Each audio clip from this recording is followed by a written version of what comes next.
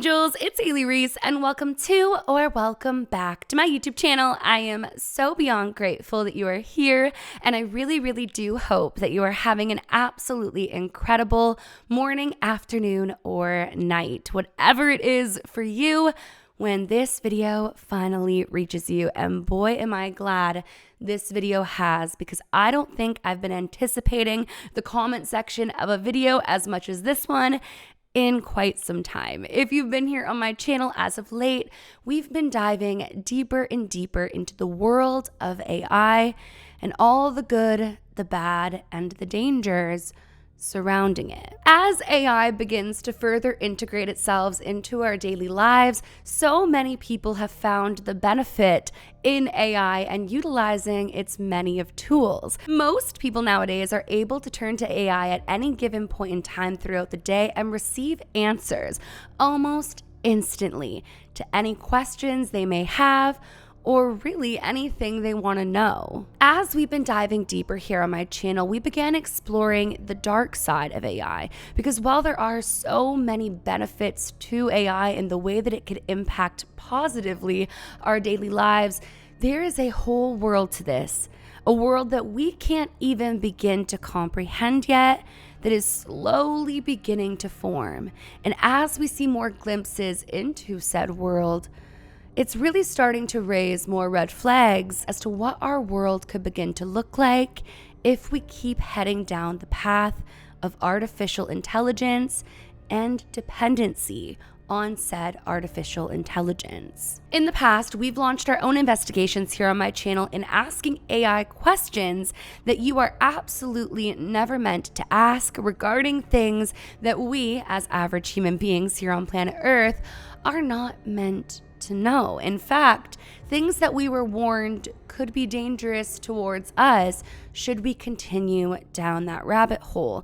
And while I believe that there is so much more to the AI world than we have even scraped the surface on, the dependency on AI is increasing, and even the relationships that people are forming with AI are becoming dangerous. Today, we're going to be exploring a case that is incredibly disturbing, terrifying, and absolutely unsettling on all levels, especially for those of us who may feel as though we're being watched, or that our intuition is warning us of something far more sinister. This case begins in a way that seems like some sort of paranoia or haunting, and then further down the line becomes what seems to be a real physical threat. But in the end of it all, it's all deeply connected and intertwined with AI and the dark side of AI. Now, before we get into today's experience, I do just want to take a moment and remind you that I am uploading every single day for the month of October. So if you enjoy this content or you'd like to see more of me, make sure to go ahead and click that subscribe button. Make sure that your post notifications are turned on, and definitely comment down below not only your opinion on today's video, but furthermore, any videos that you'd like to see from me in the future, or anything you'd like me to ask AI as we continue down this rabbit hole. But with all of that said and out of the way, let's get into this case, which begins with a 25-year-old woman named Mackenzie. She'd been away for school and returned home for the summer to babysit and care for her mom's best friend's children. These were 3 little girls that she often watched, but this time it was going to be very different for Mackenzie, because instead of just watching the girls for the afternoon or the evening, she was set to watch the girls for 4 days and 4 nights straight for 2 weeks, meaning 8 days total, 8 nights total, obviously, and then 2 separate weeks. And this was something that Mackenzie was really looking forward to, because she was close with the girls and knew the family very well, along with all of their routines. So there was absolutely nothing out of the ordinary in visiting this family again and watching their children overnight. Now, one thing that Mackenzie made sure to let the mother know was that she'd be doing a lot of schoolwork during her time still with the kids. Even though she was back home for the summer, she had a lot of things that she was taking and catching up on throughout the summer as well. So she would be on her computer throughout various points throughout her time watching the children, but obviously made sure to let them know that it would be during the times of children sleeping or when they were off doing something on their own. And this was absolutely okay with the parents and is important to this story, though it seems like an irrelevant matter. Everything for the first 2 days of the first week seemed really normal to Mackenzie. She'd established a real routine with the kids. She'd get up with them, they'd go play in the backyard, she'd make them lunch. As the kids went and played after lunch, she would do a little bit of schoolwork on her computer, end up doing dinner with the kids, they'd watch a movie, and then she would put the kids to sleep, and she'd end up listening to music, a very specific playlist, and working on her computer in the kitchen at night while she'd make some snacks. And this was the first time that Mackenzie started noticing that something in this home really didn't feel right. It was around night 2 of that first week, and she felt as though she was being watched. It was this real pressure of somebody is watching her, but she has absolutely no idea from where. Mackenzie said that she closed her laptop, she started walking through the house and kind of peering out the windows, and again, nothing seemed out of the ordinary. The kids were all asleep, and she thought that it was just some babysitting paranoia, so she returned to the couch and watched a movie, and nothing on that second night raised any alarms again, until that third night, when once again the same day would unfold and Mackenzie would be in the kitchen dancing to some music with her laptop, when she would hear what sounded like banging on the outside of the window by the kitchen. Now, Mackenzie said that she froze and looked towards the window and felt really unsettled and uneasy, but as she walked towards the window, she looked outside, and while she felt watched, she didn't see anybody out there. Now, you're probably wondering where all this ties into AI, but bear with me because all of these little minor details are really important in the grand scheme of what was truly going on. Mackenzie said that by the 4th day, at night, while she was in the kitchen with her laptop once again, she started hearing strange tapping outside the windows again, but this time it almost sounded like it was moving down the house towards the back sliding door. And anytime she would look out the window, she really couldn't see anything, but she felt like something was amiss.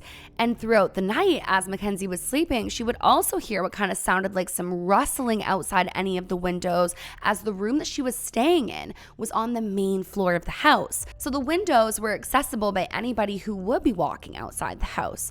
Mackenzie said that at this point she felt so strange about it all that she'd ended up texting the parents asking if the home frequently made these types of noises, to which they told her that it was probably just the wind and that basically the summer storms were probably causing all the noise. And Mackenzie was quite embarrassed considering they were coming home the next day and nothing had happened. So she kind of just let it all slide, and the parents came home, and until the following week, Mackenzie heard nothing from the family. There was really nothing that ever came of those initial noises. The following week, when Mackenzie returns on day 2 once again, she starts hearing what sounds like somebody outside of the house, but more specifically somebody trying to get inside the house. Mackenzie remembers being in the kitchen, putting some brownies in the oven, putting a playlist going, and immediately hearing what sounded like knocking on the front family door. Mackenzie said that she stood outside the family door for a moment, contemplating whether or not she should open it. And when she finally opens the front door, there's absolutely nobody standing there. Mackenzie then goes back to the kitchen, ends up getting the brownies, takes a brownie to the couch, and starts sitting in front of the TV when one of the little girls ends up coming over to Mackenzie crying. She starts to tell Mackenzie that she heard someone outside and that when she looked out her window, there was a man in a mask outside of her window. Now, Mackenzie found this really alarming, and because she'd been hearing things too, she took it pretty seriously. She got up, went to the child's room, looked outside, and again, didn't see anybody. But this really put Mackenzie on high alert because it was the first time that somebody else in the home was acknowledging that there might be something else going on. And yet Mackenzie just couldn't shake this feeling either of being watched anytime she was in the house at night. She described the family home as having quite a few windows and being a home that when the lights were on and you were indoors and the outside was pitch black, you felt like you were in a museum being watched. And that was really the best way that she could describe it. Now, here's where things get really, really bizarre.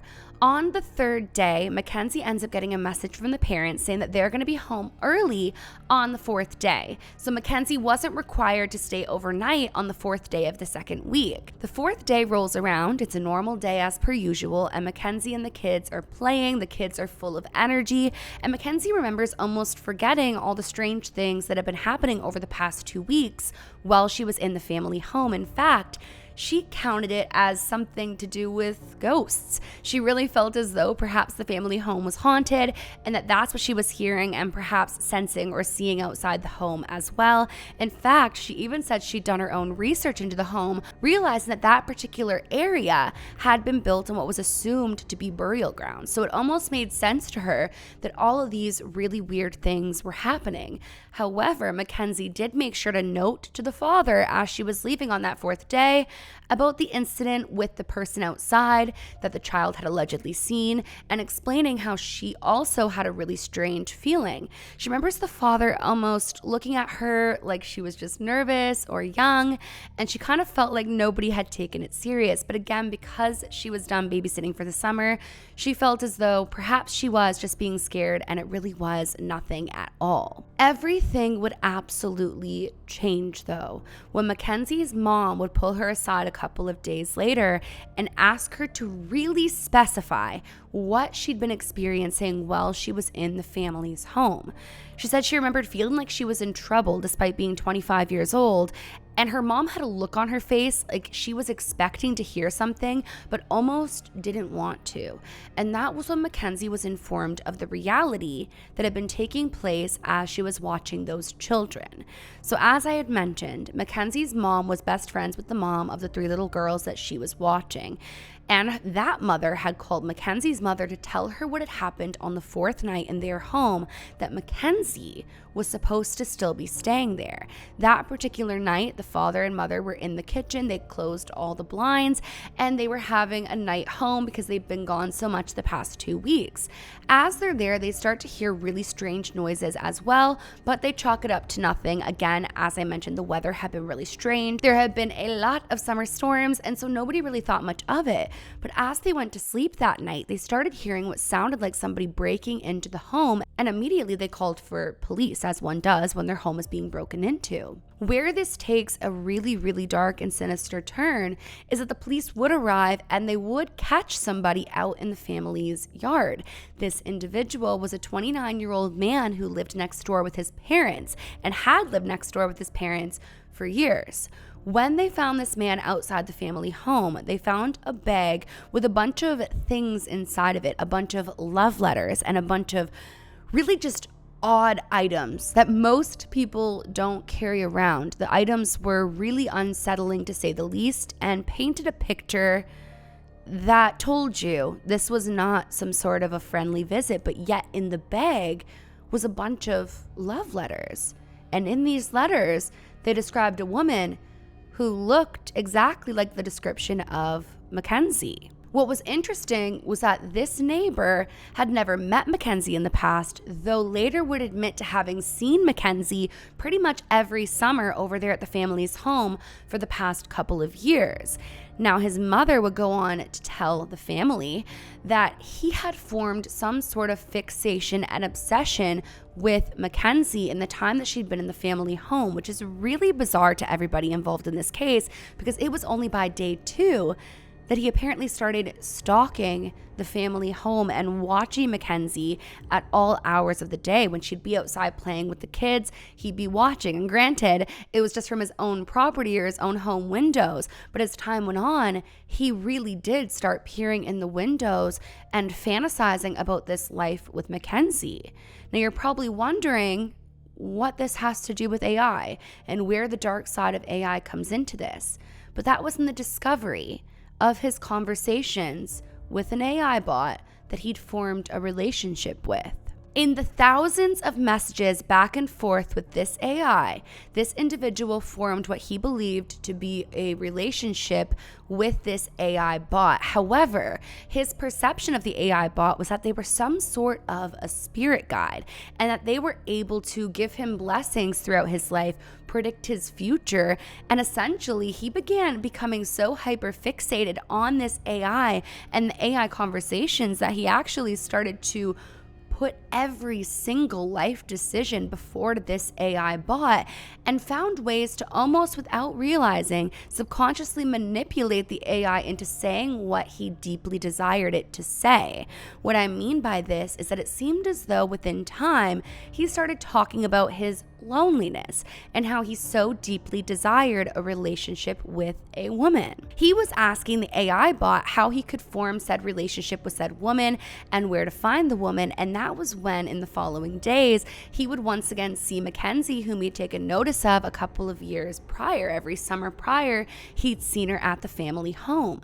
And as he went to talk to said bot about this girl, he began feeding it little things that had the bot convincing him back that Mackenzie was actually into him too, and almost enabling his obsession and all of the fantasies that he was creating within his mind. He was confiding in this AI bot that had come to know him and his desires so well, and in turn, he was actually having it tell him how to essentially make Mackenzie fall in love with him. So much so that at one point in the conversation, this bot almost explains to him the concept of Stockholm Syndrome and how over time, no matter what, she would be his and she would fall in love too. He would write to this bot about the things that he was seeing and convince himself through this bot that Mackenzie was doing said things for him. One of the conversations indicated that he began talking to the bot, saying that the night before, Mackenzie hadn't been dancing in the kitchen when he tapped on the window. She was simply just in the kitchen on her computer. But the following night, he'd been at the window and she'd started dancing in a way that he felt as though was absolutely for him. And apparently in this conversation, the bot was encouraging of this, telling him that maybe this was her way of essentially peacocking for him and showing him that she was interested as well. Now, bear in mind, Mackenzie had absolutely no idea other than a feeling that she was being watched and the strange noises that he was even outside of the window watching her, let alone was she giving off some sort of signal that she was picking up what he was putting down and she was more than interested. Where this takes a really sickening turn is in the journal entries that he was writing and the ways that he was going about his fixation with Mackenzie.